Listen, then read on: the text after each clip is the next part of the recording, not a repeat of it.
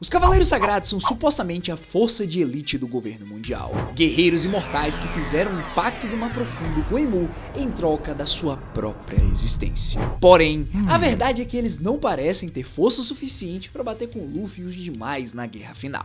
E com isso, caberá a outras pessoas lidarem com eles. E o Oda sabe disso. Ele sabe que numa guerra final épica, os coadjuvantes importantes precisam de lutas significativas. Foi assim em Dressrosa e Wano. Cada aliado importante teve o seu momento. E hoje eu vou destrinchar exatamente quem o Oda está preparando para ser os famosos God Knight Slayers da guerra final. Quais personagens irão bater de frente com esses caras. Então já pega seu café, deixa o like e se inscreve e bora analisar os confrontos que estão sendo construídos há anos nessa obra.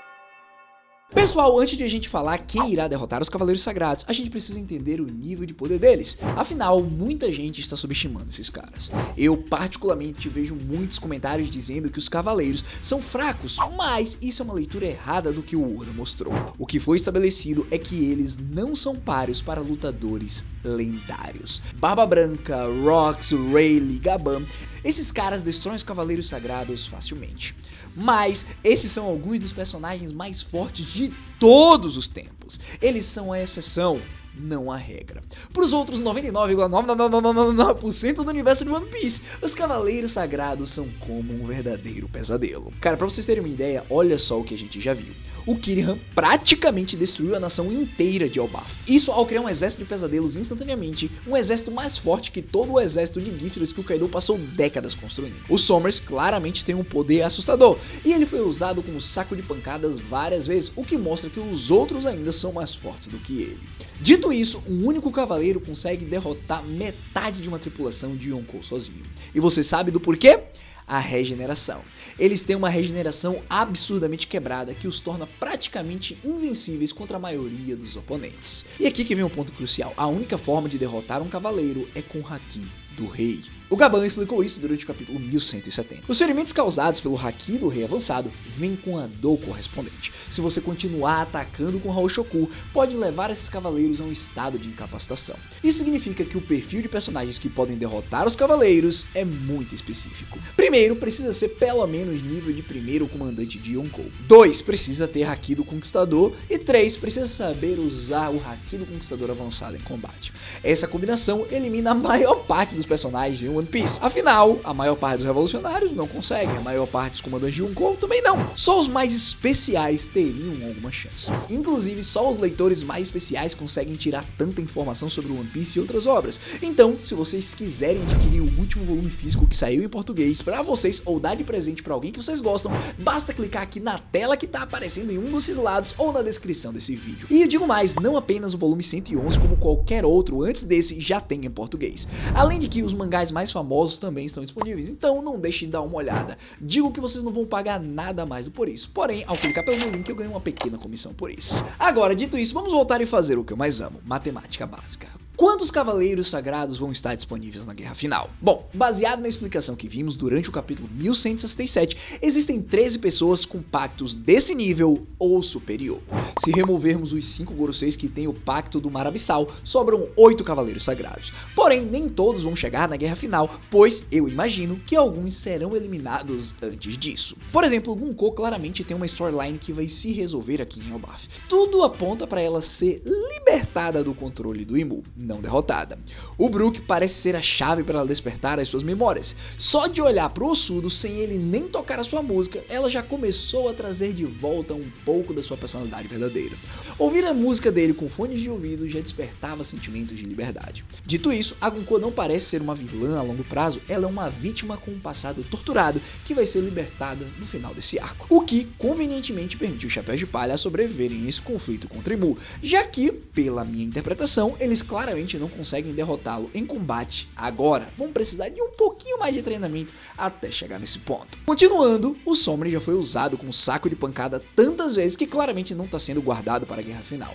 Ele vai ter a sua derrota definitiva aqui em Elbaf, provavelmente contra um Chapéu de Palha. E lembre-se, Emu remove subordinados que falham. E a essa altura, Somers é um fracasso completo.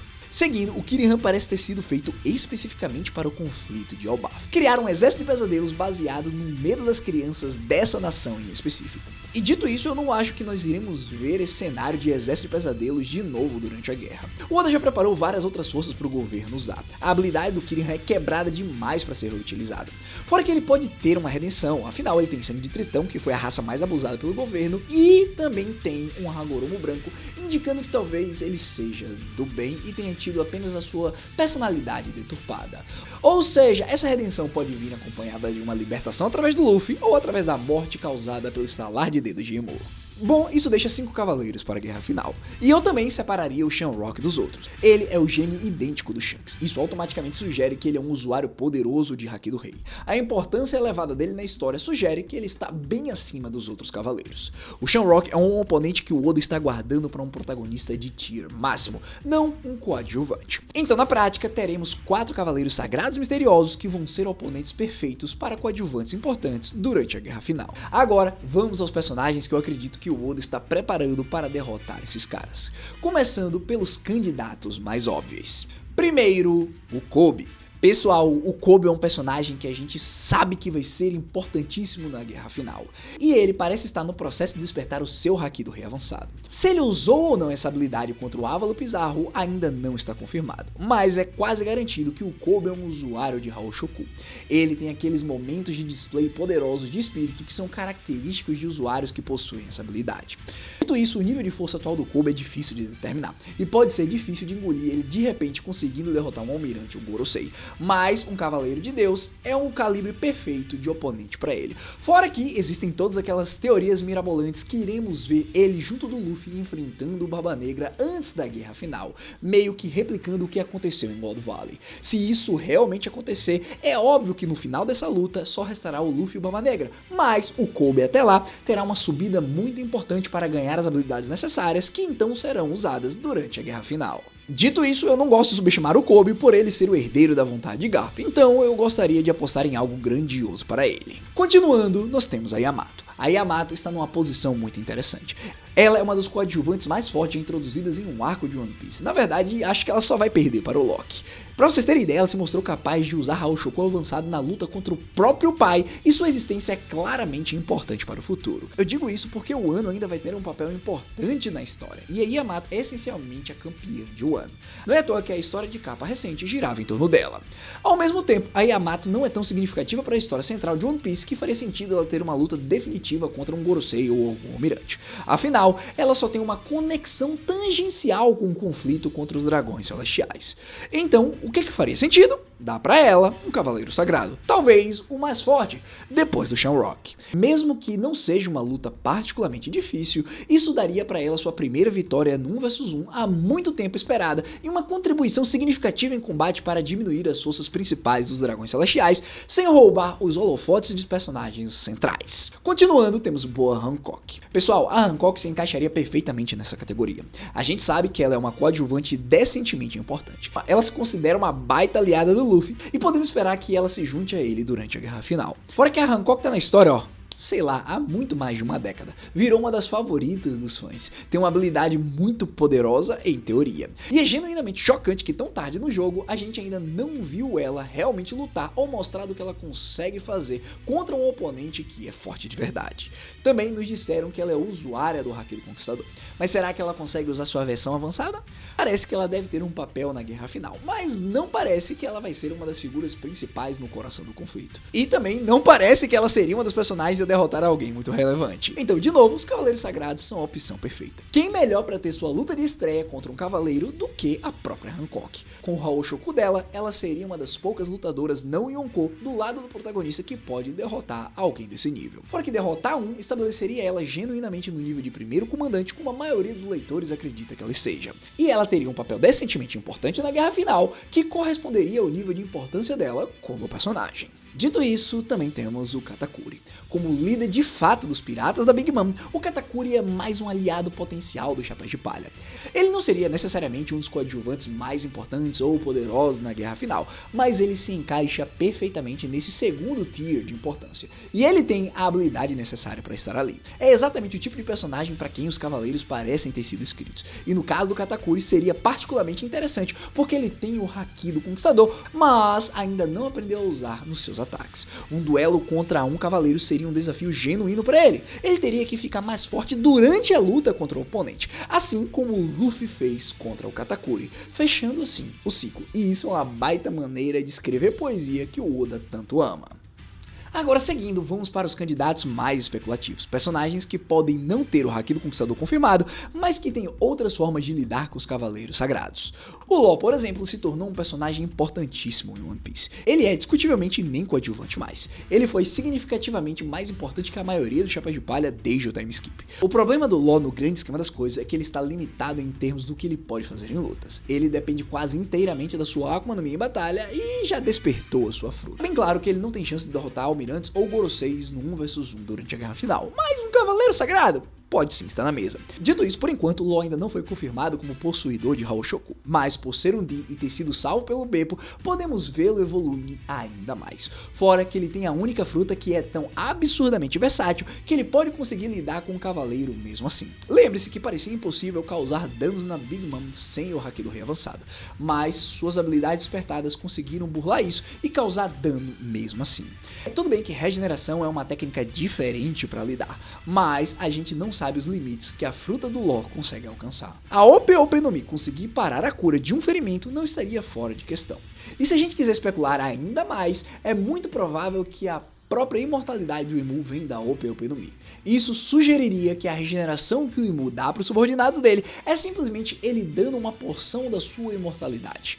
Dito isso, se a fruta do Law realmente for a fonte das habilidades regenerativas dos cavaleiros, ele pode conseguir conter os poderes deles mesmo sem ter o Haki. De qualquer forma, no fim eu vejo um bom crescimento pro Law. Até porque o Oda só fez ele chegar até aqui porque ele se tornou incrivelmente popular. Senão ele teria sido realmente derrotado pelo Barba Negra e ficado por lá. Enquanto isso, Eustace, Captain Mid, foi dizimado e dificilmente voltará.